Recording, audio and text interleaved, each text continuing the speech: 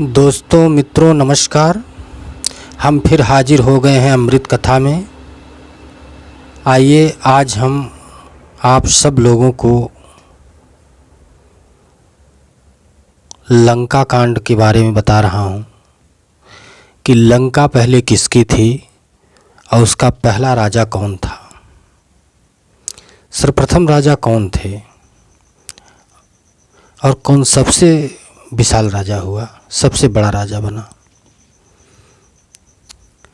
लंका दोस्तों मित्रों भगवान शिव की थी और पहले भगवान शिव ने ही बनवाई थी लंका को, और लंका सोने की थी। वास्तविकता है कि सोने की थी। लंका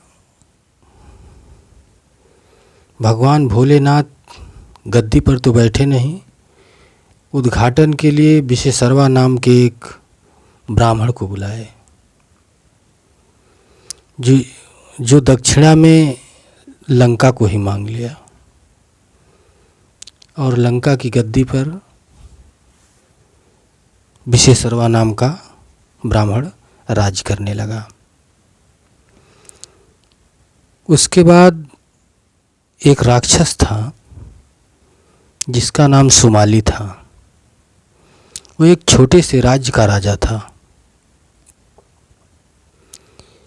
एक दिन वह आकाश मार्ग से घूमता हुआ जा रहा था तो उसने देखा तो आश्चर्यचकित हो गया कि ये तो नगर सोने का बना हुआ है। वह नीचे उतरा और देखा कि यह लंका है और सोने की है, इसका नाम लंका है। सुमाली सोच में पड़ गया। तो वहाँ से लौट कर जब आया तो अपनी सेना को तैयार किया। सेना उसके पास बहुत बड़ी थी। वह अपनी विशाल सेना लेकर लंका पहुँचा और धावा बोल दिया, आक्रमण कर दिया। विशेषरवा ब्राह्मण थे, लड़ नहीं पाए और गद्दी का त्याग करना पड़ा। जब उन्होंने गद्दी का त्याग कर दिया विशेषरवा ने, तो सुमाली वहाँ का राजा बना। राक्षस था वो, राक्षस राज सुमाली वहाँ का राजा बना।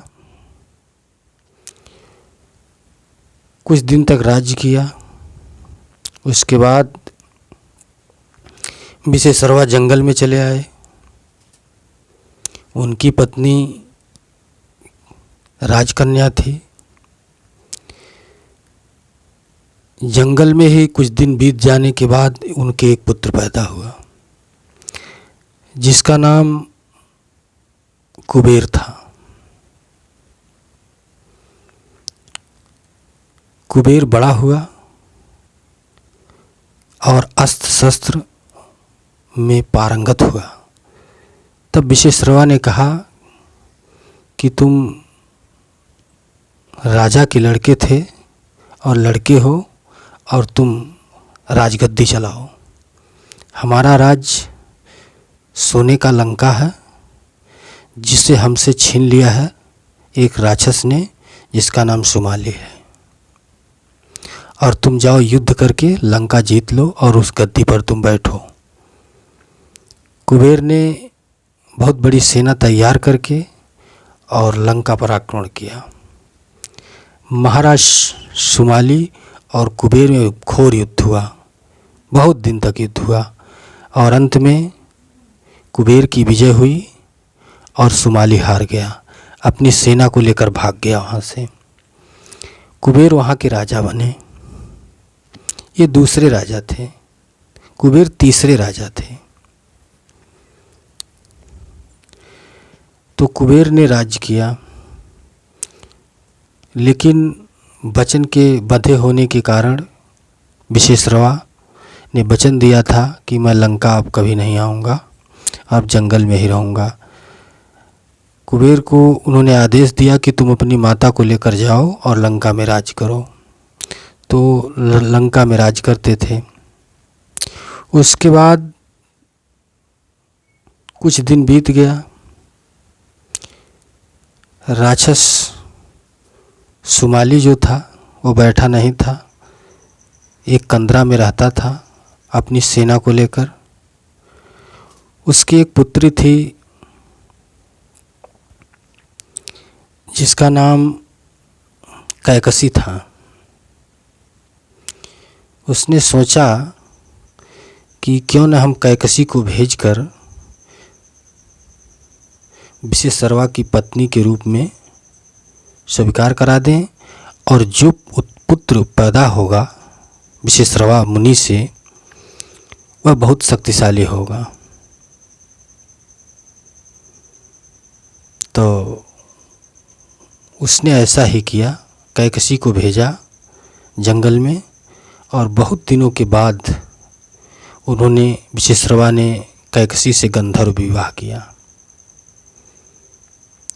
राजा शुमाली जो राक्षस था शुमाली, उसकी चाल सफल हो गई और कैकसी की शादी हो गई विशेश्रवा से। अब कैकसी के एक पुत्र पैदा हुआ जिसका नाम रावण था। कैकसी के एक पुत्र पैदा हुआ जिसका नाम रावण था। फिर एक पुत्र पैदा हुआ जिसका नाम कुंभकर्ण था। फिर एक पुत्र पैदा हुआ जिसका नाम विभीषण था। फिर एक कन्या पैदा हुई जिसका नाम शूर्पणखा था।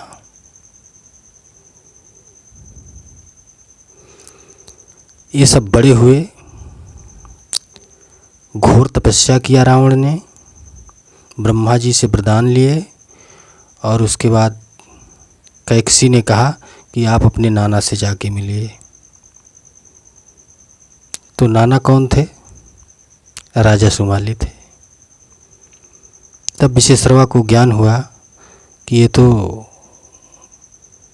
शुमाली की पुत्री है, तो रावण वहाँ आएगा जाएगा, ये तो बड़ा घोर पाप हो गया, हमसे बड़ा गलत हो गया। रावण बहुत अहंकारी है। बड़ा हुआ, सभी विद्याओं में पूर्ण हुआ और अपने नाना के पास पहुंचा। नाना ने आदेश दिया कि तुम जंगल में रहने के लिए नहीं हो, पंडित बनकर नहीं रहोगे, तुम राजा बनो राक्षसों के। उन्होंने राक्षसों का राजा बना दिया शुमाली ने, और आक्रमण करने का आदेश दे दिया। कहाँ? लंका पर, कि तुम सोने की लंका पर आक्रमण करो और वहाँ के राजा बनो। शुमाली की सेना लेकर रावण पहुँच गया लंका, और कुबेर से लंका छीन लिया। कुबेर से जब लंका छीन लिया तो लंका का राजा रावण बना।